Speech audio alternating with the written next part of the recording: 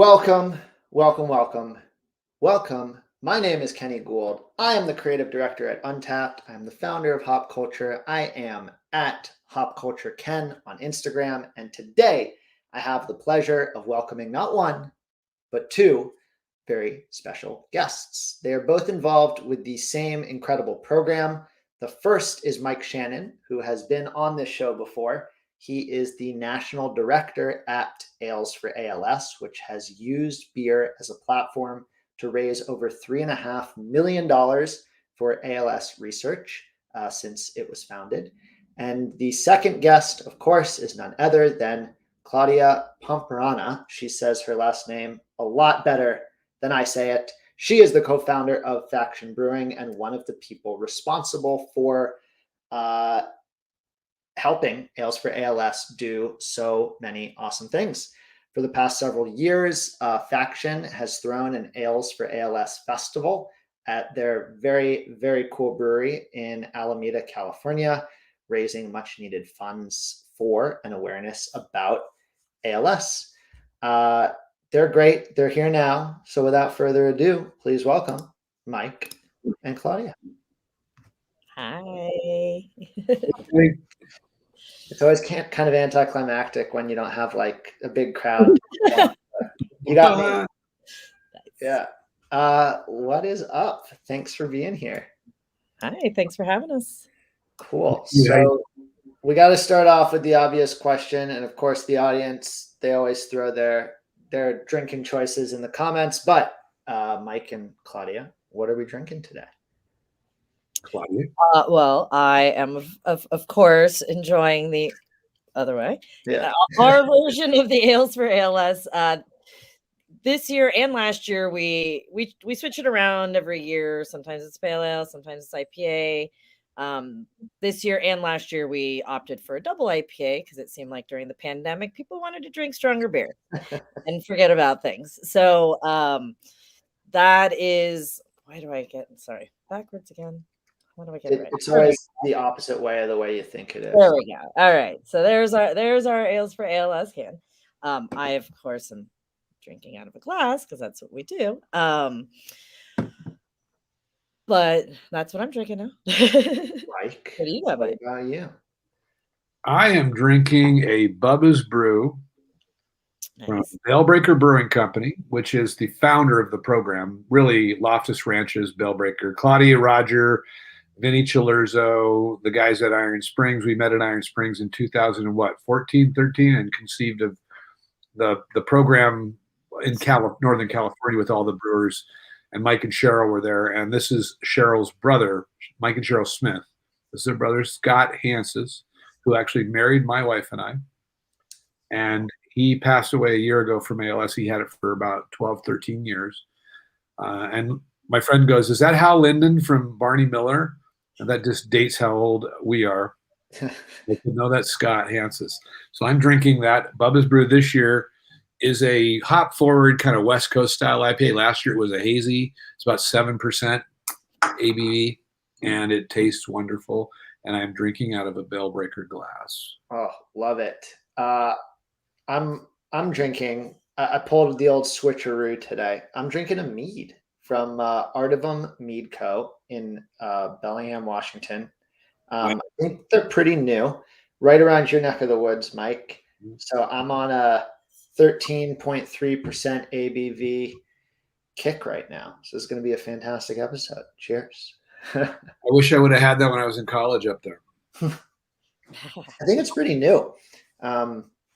Yeah. Maybe if it was in there when I was in college, that you're drinking would be very old. I was going to say there might not be any Mead left. You would have been wrong.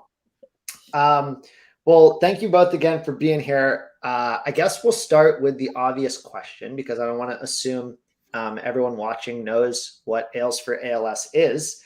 So Mike, I'm going to toss this one over to you. We've had you on the show before. Very moving, very inspiring episode. But for those people just joining us who might not know what the organization is, can you give us kind of a brief overview of what it is and how it got started and what you're currently working on? Sure. So the program was conceived of by Megan Quinn of Bellbreaker Brewing Company, the daughter of Mike and Cheryl Smith, who own Loftus Ranches.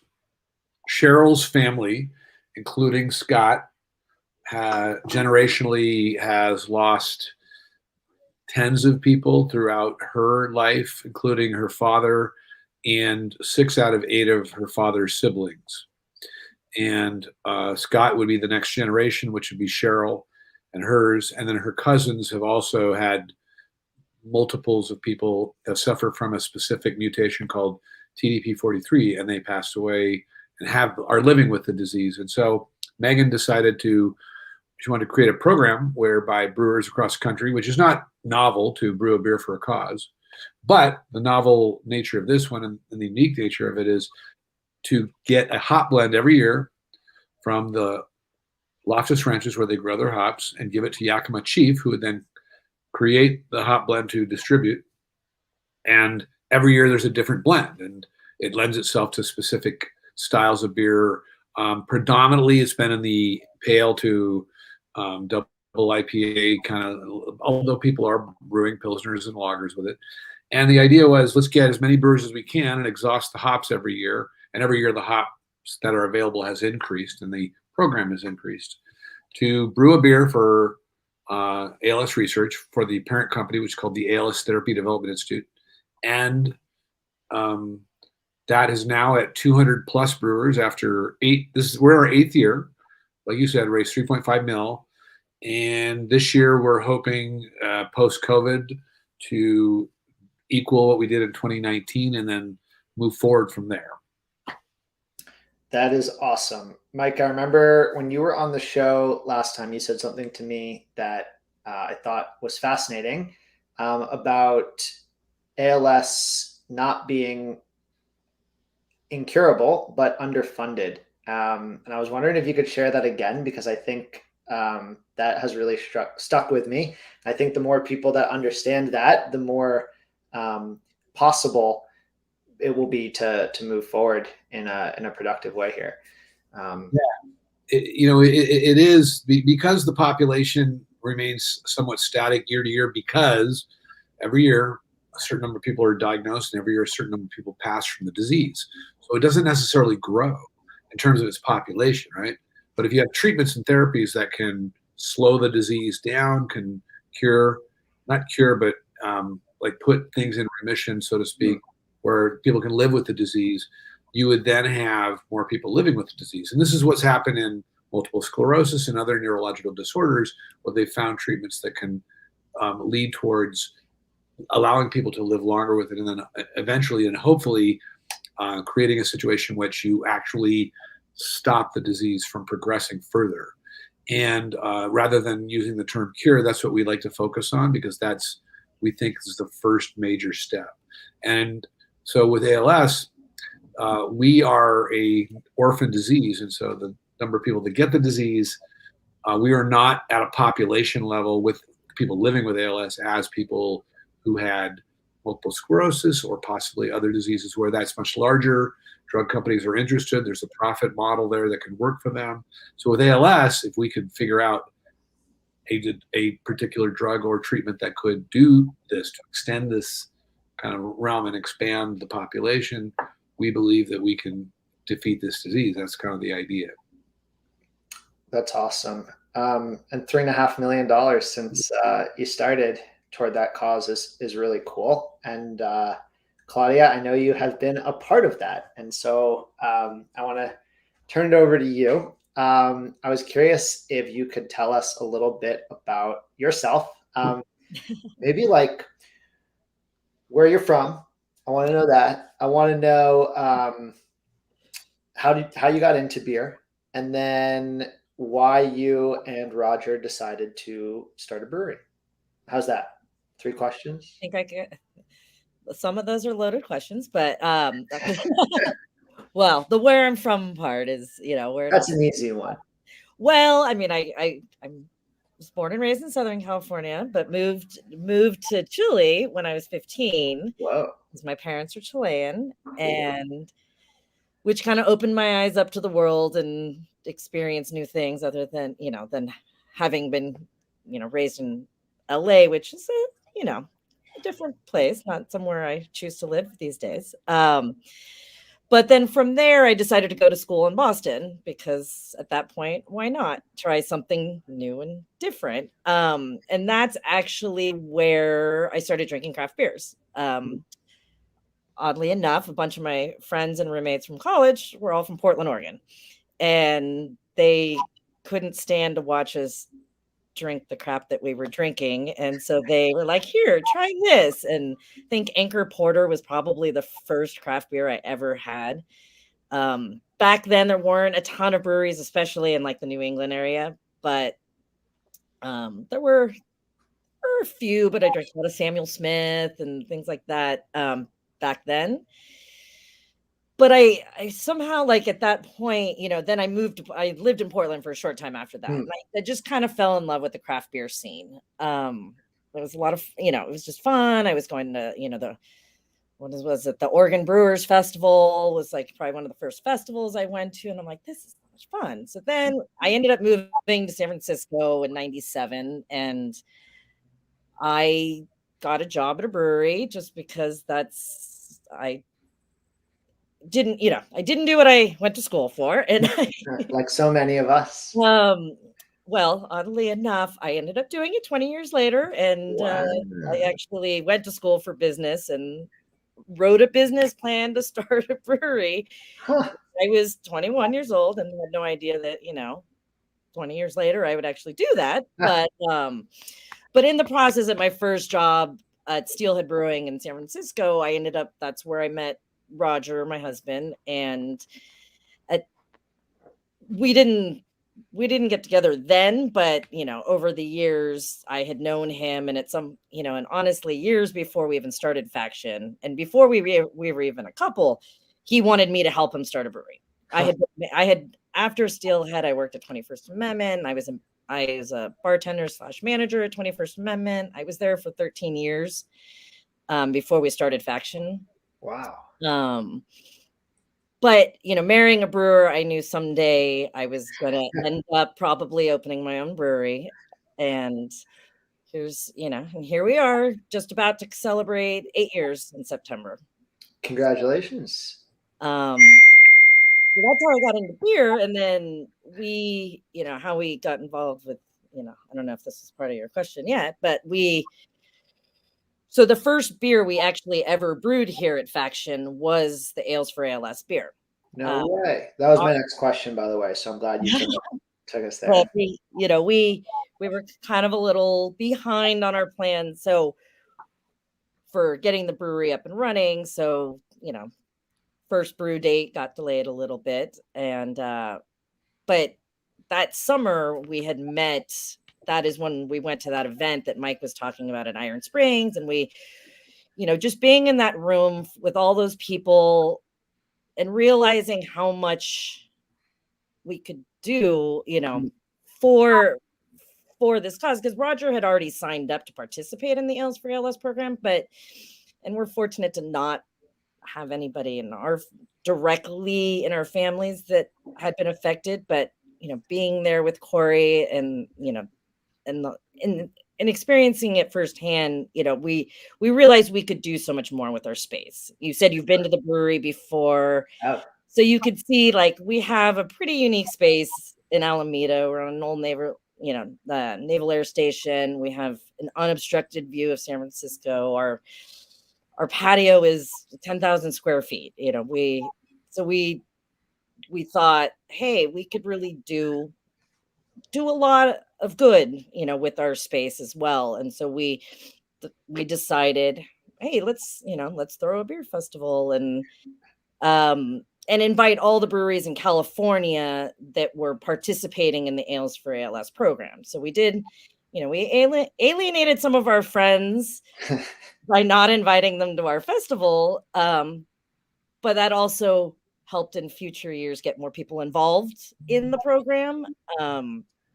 To correct you for a minute, you actually are the responsible for having so many California brewers in the program. Huh. You and Roger. Because they all wanted to participate in the Dope Festival, so they have to make an Yeah. extra ALS beer. I mean, if that's one perk of getting for you guys to get more people involved. So it's just, we just thought it would be a fun way to, raise money. Obviously, that's what, most beer festivals are doing. But what we wanted to do, and what I feel like we've done different, is made the nonprofit front and center. Like when you come to our festival, you know exactly who you're supporting and where your money is going. Sure. Like we don't hide behind some other, fancy name for the festival. Our festival is literally called the Ales for ALS Beer Fest. And, and people with ALS have come to the festival, so people can also, see firsthand for themselves, like where their contributions are going and who they're actually drinking to help. So it was also, just a good way to get awareness out to people too, because I feel like a lot of people don't know enough about it. I know, Sure.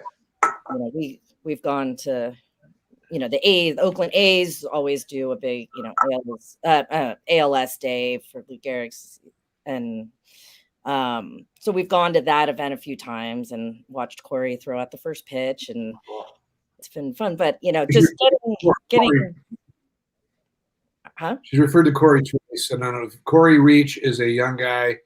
Oh, sorry. In his early 30s who lives in Oakland, and Corey's had ALS for 15 years. And he's kind of like our ambassador and like our inspiration in the ALS for ALS program, because he loved beer, and for Faction, for Claudia and Roger, he and his family are kind of the mainstay of that festival for ALS TDI. So this is the relationship part, but they have helped us kind of cultivate.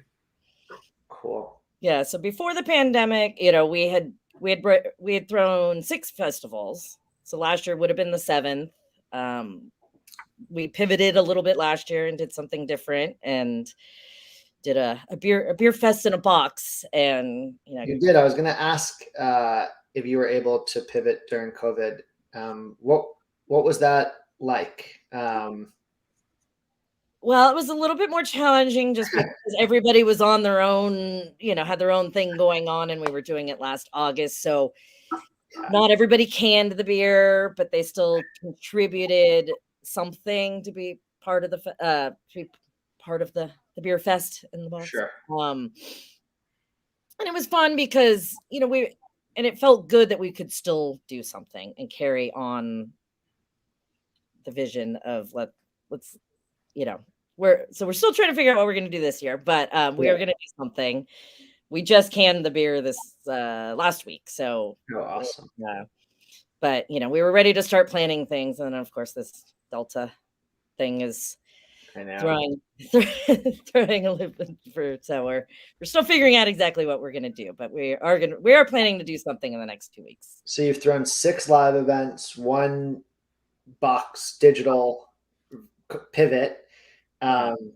Going back to the beginning, as somebody who decided one day to throw a beer festival, that's actually the poster from the first event I threw in 2017 in Pittsburgh. Brew Gentlemen. What's up? Brew Gentlemen. Oh yeah, great Pittsburgh brewery. Pittsburgh Brewers. Yep.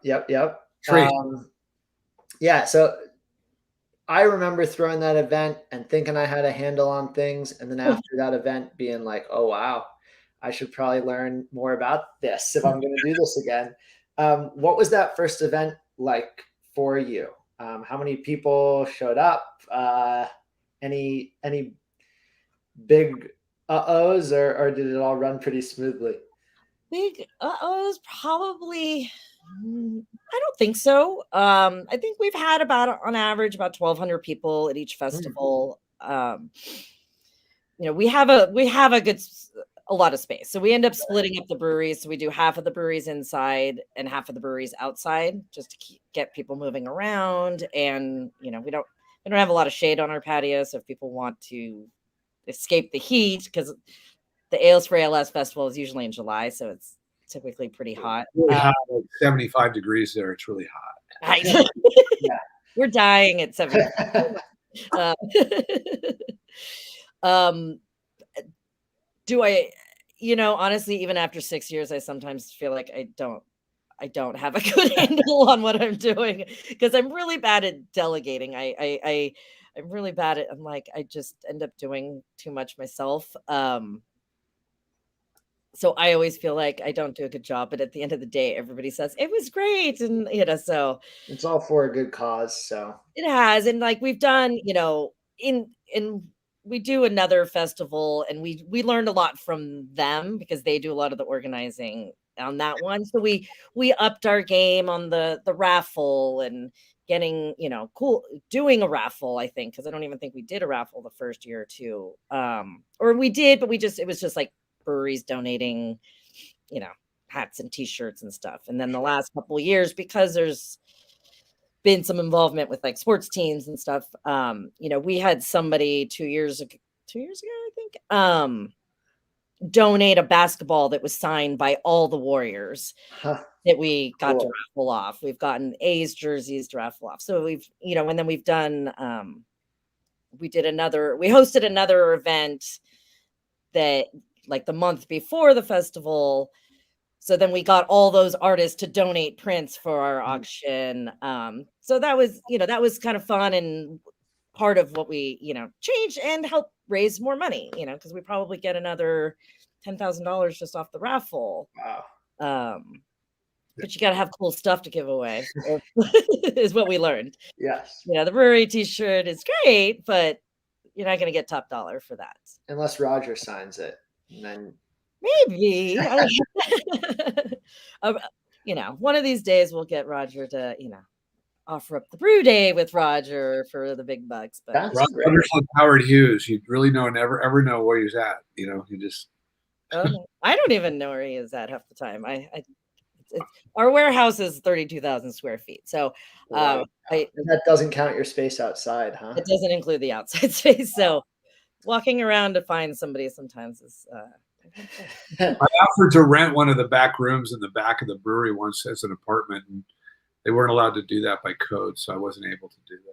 No, trust me. 2021, We probably we rent from the city of Alameda. So the old naval base, the Navy sold the land to the city. So the city of Alameda now owns the land where we're at. So unfortunately, there's lots of rules that come along with that. But we have pretty amazing space, and for the Bay, especially for the Bay Area, most people couldn't.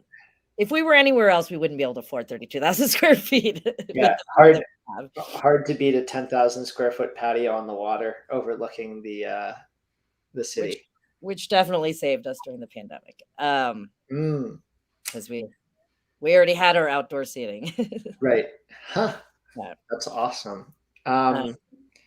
So you, Claudia, have the distinction of saying that you and Roger and the team have raised hundreds of thousands of dollars for ALS research? I think with all the festivals and the beer fest, in the box last year, it's a little over 250,000 that we've helped raise just from our. Yeah, that's amazing. That's so cool.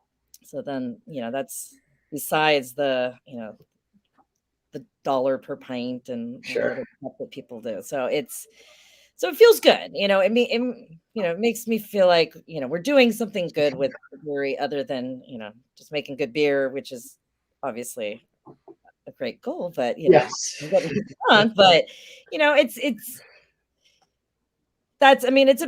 it's a big part of our brewing industry for sure. I don't know a lot of breweries that host their own festivals, though. For you go to festivals in parks and other places. Sure. Like, we'll go to a lot of festivals at other people's breweries. But that's why, because of the space that we had, we felt like we could. Amazing space, basically. Yeah. Breweries, especially on the weekends, if nobody's brewing, there's just stuff sitting in the tanks. They're generally big warehouses, but your space in particular, I think, is a very big warehouse. So with a great outdoor area, really is the perfect space for it. So how many breweries showed up the last time you had the event live in person? 40 something, 44. Was that how many we ended up having? Because I forget sometimes, because some people don't, huh? Because some people end up sending beer up, and then we pour it for them. So they're not necessarily setting up a booth. Right, there's a beer truck. They're the big. I remember the truck. Yeah, I was gonna say, isn't there a truck that you guys? Yeah, so friends of ours had a beer truck so they would donate the beer truck for the day and let us use it. Cool. So then and they had 15 taps on there. So then we were able to serve other people's beers off of that without, not necessarily having them here representing themselves, but so that sounds about right, actually, because we probably have about 8 breweries on the truck, and then space does get a little tight inside. So like we've capped out at, we can only do about 20 tables of breweries inside, plus the truck. So that makes it about almost 30 breweries, and then we'd probably do another 20. We don't want it to be cramped too. Like, right. That was the one thing I remembered from one of our first festivals that I hated, because I was like, everything's so crowded, and the line for the beer is running into the line for the food, and we got Russian River there, and like, where are we going to put Russian River so their line's not going to mess everything up? And they just they messed with the line. Everybody went there. Yeah, they do a pretty awesome job. Everybody goes there first because they want to make sure they get it before it runs out. And right. We actually, we throw a festival called Beers Without Beards, which is a big celebration of female brewers in the industry that Grace Whites, who is our managing editor at Hop Culture, runs. It was actually her graduate school thesis project that she brought to life. And we're doing it as a box this year because of COVID. And we announced tickets, and Natalie is from Russian River is sending a beer, and we announced that, and every ticket gone. Wow. So the Russian River effect, I know it well.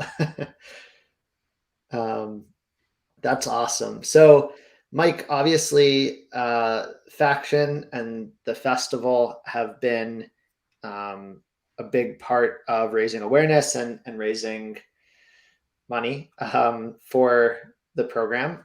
Are there any other really cool ways that other breweries around the country have, even around the world? I know now you're in Japan, and I think you said Sweden and one other country. Are there other ways that people have really shown up for the organization? I mean, besides brewing the Ales for ALS beer, do you have other organizations that have had some really creative ideas like the festival and things like that? Yeah, there's really some great partners that have emerged like Faction that are in different parts of the country that really, rise to the top. The idea was like, let's create a low affinity opportunity for people to support our research and really not know much about it. Kind of like the Ice Cream Challenge really did that, where it's like, I don't know about ALS, but I want to see myself do this thing. And so with beer, it's like a lot of brewers like, yeah, that sounds like a great thing. But we always come across these brewers that have these deep connections because of people that they are associated with or good friends, right? And there's a brewer in Connecticut. It's called Brewery Legitimus, and they partner with a guy up in upstate New York, and now they've kind of partnered with another one called the Farmhouse Brewery, and his name is David. And David, if I butcher your name, I apologize. David Neffelgeis, I believe is how you pronounce it. And Dave is a ALS patient, and he and the brewer in Connecticut are good buddies, and so that's an example of where they do an event in honor of David, and he gives the money back to ALS TDI. And there was I just want to give a shout out. I was last year during COVID, it was like really hard calling brewers, and brewers would be like, I really want to do this, but I don't even know if I'm going to survive this year. And if I do, I will do something, I promise. And there's a guy in Zanesville, Ohio. His name's Ray Ballard. He has a brewery called Y-Bridge. And it's not a huge brewery.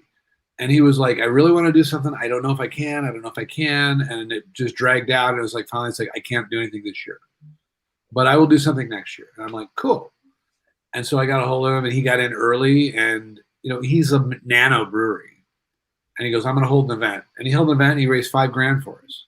And it's like the average brewer in our program raises $2,500, and he raised $5,000, and he's a nano.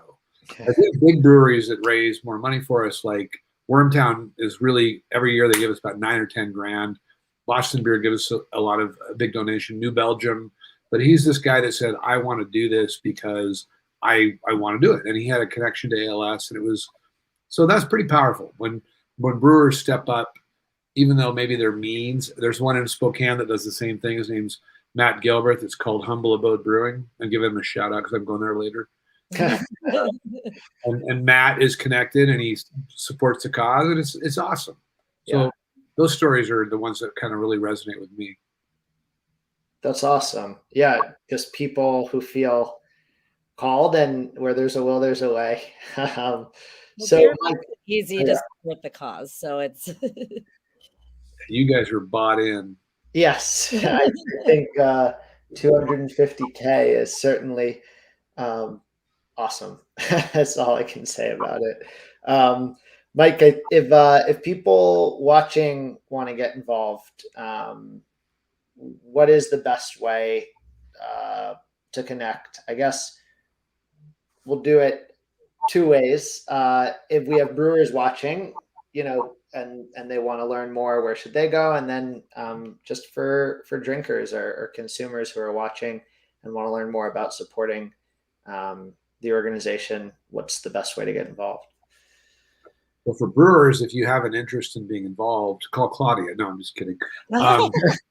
You can go to our website, which is ALS for ALS, or A4A.als.net. And there's a contact button there, and you can hit it. It'll send an email to me and others in our organization that said, hey, I want to get involved. But also you can email me directly, M. Shannon, my last name, SHANNON, right there, at ALS.net. And I will get in touch with you, and we'll figure out how to get you in the program. For drinkers, go to the website, A4A.als.net, and there is participating brewers listed, and it's geographic. So if you click on the map, it will show an icon of the brewer in your area. If you put in a zip code, you can find brewers that have the beer, and or you can go to Beers Available Now, which is when brewers get the beer out, and they'll tell you what beer is on tap and when it was released. And you can go there and you can buy it. If you want to make an additional donation, that's possible. You can do that at our site. You could probably do that on your phone at the brewery if you wanted to do it. And that's kind of the best way for participants or drinkers to get involved. But if they know of a brewer, like that, I'd love my brewer to be involved. Do it the first thing I said, which was to the brewers. Contact me, and we'll get a hold of that brewer. Love to get them in. Awesome. And I should say, we got a comment. Trevor just checked in a Brett IPA, didn't realize there was an IPA Day badge. And today, the first Thursday in August every year is National IPA Day. So happy National IPA Day. For those of you in California, the Bay Area, I'm going to give Faction a shout out. You should go there. And the beer just got, the space is beautiful. If you haven't been, the beer just got canned. So go check it out this weekend and support Faction and support the cause. And Claudia, someone else commented, which reminded me a question I've been wondering for years, actually. Where does the name Faction come from? Exactly what he just said. We actually had the Faction come and play here for our 5-year anniversary party. They are big punk rockers. I am not, Roger. That's not Roger. Roger. Oh, there you go, John. There's your answer. Yes, you nailed it, John. But yeah, basically Faction being the name of a Bay Area punk band back in the day. They were, I think, San Jose back then. And but also just faction meaning thinking differently than everybody else. So but yes, from the band too. Awesome. And if people do want to learn more about the brewery, what is the best way? Is it social media? Is it coming to visit, obviously? I mean, I have somebody that helps me with the social media, and she does an amazing job. So if you ever want to know about what's currently going on at the brewery, social media is definitely the way. I'm bad about this stuff, but I'm pretty sure everything is just Faction Brewing. So for Instagram, Facebook, I don't know what the other options are. I'm not good at that. Yeah, stuff. what are they these days? Twitter, TikTok? No, I don't think we do the TikTok, but to give a shout out, their Faction has got their beer on tap, right, and in the can, and they're going to be hosting. It's still in kind of because of COVID, it's kind of loose form, but it's also going to happen is there'll be something around the ALS for ALS program on which you can come and get their beer and get some kind of a little prize or swaggy material for purchasing the beer. Claudia, anything further on that yet? We're just bouncing around a few dates and deciding whether, I'm kind of leaning towards a weekend just to get more exposure and more people here, but we just need to make sure everybody is available to come and help be part of it too, because everybody's lives are a little different these days. So definitely we'll be announcing something in the next week though with the date of what we decide on, because the beer, because we canned it, we didn't, we don't have a ton of drafts, so it's actually only being served at the brewery. We typically don't even sell the beer other than the cans. We typically keep all the draft in house just so we can make, keep the money in house so we can make as much as we can to donate, as much as we can back too. Yeah. So yeah, we only had, I think, 8 kegs of it. So we need to have our event sooner than later so that we don't run out of beer before it. So that's why hopefully but it's a double IPA. So it's not, I don't know. You ship in California though, don't you? Yeah, no, you can absolutely get it shipped throughout. Cool. So people can order the ALS for ALS beer through our website. Yeah. The website. Oh, amazing. Yep. Which is also factionbrewing.com. Amazing. So celebrate National IPA Day, order some Faction beer, support the cause. Thank you. Did I miss anything, Mike? No, just if you're in the Bay Area and you don't go to Faction, you're missing out, man. You're foolish. The patio is truly... You're missing out. I've never seen a brewery like it. It's really cool. You should go. Oh, thank you guys. Yeah. We did a really good job. I'm proud of, myself with what we did for COVID. And I really wish that we could record all the conversations I've had with Claudia in the last year. It'd be like the Nixon tapes. It would be like, what? But it was like so real that, the struggle that everybody was going through, they were going through in terms of like, how do we do this? How do we do that? COVID. And it was like, these people are amazing, Roger and Claudia. The fact that the way they approach all of this is just so awesome in terms of the community. There's no selfish motive at all other than like, we're going to make our business succeed. And I just want to say thank you to them because they've been so great to us, and they're friends. They're our friends. And that's why that Nixon tape will never be revealed, because there are. Yeah, That's awesome. Not the moments where I was freaking out and I'm like, I don't have time to talk. I got to figure out this and that, and yeah, it's been not fun, but I'm still smiling. And the brewery's still here, so it's all I can ask for right now. Well, here is having people come out and drinking beer and spending money helps. So thanks for the plugs. Here's to a brighter future. It's been a wild year and a half, but fingers crossed. If you're around the Bay this weekend or in California, you can still order the beer. You know what to do. Check it out. Mike, Claudia, thank you so much for being here.